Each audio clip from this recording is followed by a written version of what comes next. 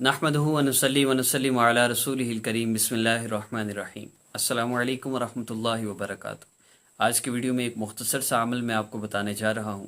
اس عمل کی برکت سے انشاءاللہ آپ کی کوئی بھی حاجت ہے، بڑی سے بڑی حاجت بھی آپ کی پوری ہوگی، کوئی بھی مشکل پریشانی ہے انشاءاللہ دور ہوگی، جو آپ چاہیں گے انشاءاللہ آپ کو ملے گا۔ ہر مشکل سے نجات کے لیے، ہر پریشانی سے نجات کے لیے آپ اس عمل کو کریں گے۔ عمل کی ترتیب کی طرف بڑھتا ہوں تو سب سے پہلے اگر آپ نے ابھی تک میرے چینل کو سبسکرائب نہیں کیا تو عمل کی اجازت کے لیے میرے چینل کو سبسکرائب کر لیجئے، ویڈیو کو لائک کیجئے، بیل آئیکن کو پریس کر لیں تاکہ نیکسٹ ویڈیو آئے آپ کو نوٹیفیکیشن مل جائے۔ دوسری بات، اپنی والدہ کا نام کسی کو نہ دیں، اپنی تصویر نہ دیں، اور جو بندہ آپ سے کہتا ہے ہم آپ کے مسئلے حل کرتے ہیں، ایسے لوگوں سے بالکل رابطہ ہرگز نہ کریں۔ اب بات کرتے ہیں عمل کی طرف، تو عمل کی ترتیب میں چند آداب ہیں، چند شرائط ہیں جن کا آپ نے خیال رکھنا ہے۔ سب سے پہلی بات یہ کہ رات کو عشاء کی نماز کے بعد، تہجد کے وقت یا فجر کی نماز کے بعد آپ نے اس عمل کو کرنا ہے۔ دوسری بات یہ کہ دوزانو ہو کر، قبلہ رو ہو کر بیٹھنا ہے، اور مصلی پر بیٹھ کر آپ نے اس ذکر کو کرنا ہے۔ اور اس عمل کی ترتیب میں آپ چاہے مخصوص ایام میں ہیں، آپ اس عمل کو کر سکتے ہیں۔ اور یاد رکھیے، بعض مسورات کی ذہن میں عمومی طور پہ یہ خیال ہوتا ہے کہ اگر ہم محسوس ایام میں ہیں، ہم مصلی پر نہیں بیٹھ سکتی، ہم تسبیح نہیں پڑھ سکتی یا پکڑ سکتی، اور ہم درود پاک نہیں پڑھ سکتی، استغفار نہیں پڑھ سکتی، اللہ رب العزت کے ناموں کا ذکر نہیں کر سکتی، تو یہ سب باتیں بے بنیاد ہیں۔ آپ اللہ رب العزت کا ذکر بھی کر سکتی ہیں، اللہ رب العزت سے دعا بھی کر سکتی ہیں، اور قرآن پاک کی تلاوت کے علاوہ، قرآنی صورتوں کے وظائف کے علاوہ آپ اسماء الحسنہ کے سب وظائف کر سکتے ہیں۔ استغفر اللہ، لا الہ الا اللہ، صلی اللہ علیہ وآلہ وسلم، سب کچھ پڑھ سکتے ہیں۔ اور قرآن پاک میں جو دعائیہ کلمات ہیں جیسے ربنا ظلمنا انفسنا، اور یہ الی آخرہ، اور آیت کریمہ لا الہ الا انت سبحانک انی کنت من الظالمین، اب ان دعاؤں کو آپ پڑھ سکتے ہیں۔ مصلی پر آپ بیٹھ سکتے ہیں، اور مصلی سے اٹھتے ہوئے مصلی کا کونا دوہرا کرنا یہ بھی بے بنیاد بات ہے۔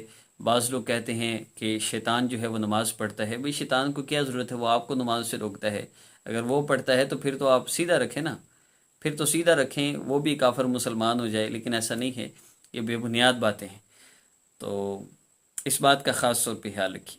تیسری شرط یہ ہے کہ اس ذکر کو آپ نے 33 مرتبہ کرنا ہے، کم سے کم، زیادہ ہو جائے کوئی حرج نہیں۔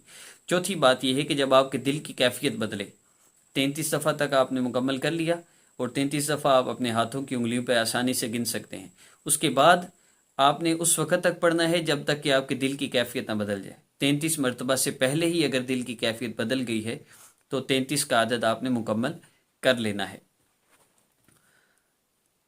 باوضو ہو کر جب عمل کیا جاتا ہے اس کی تاثیر بڑھ جاتی ہے، قبلہ رو ہو کر عمل کیا جاتا ہے تاثیر بڑھ جاتی ہے، ایک وقت میں جب عمل کیا جاتا ہے تو اس کی تاثیر بڑھ جاتی ہے۔ عشاء کی نماز کے بعد عمل کیا تو روزانہ عشاء کے بعد کریں، تہجد کے وقت کیا تو روزانہ تہجد کے وقت کریں، فجر کے بعد کیا تو روزانہ فجر کے بعد کریں، لیکن اگر کسی وجہ سے مس ہو جاتا ہے تو کوئی حرج نہیں ہے، آپ بعد میں دوبارہ بھی کر سکتے ہیں۔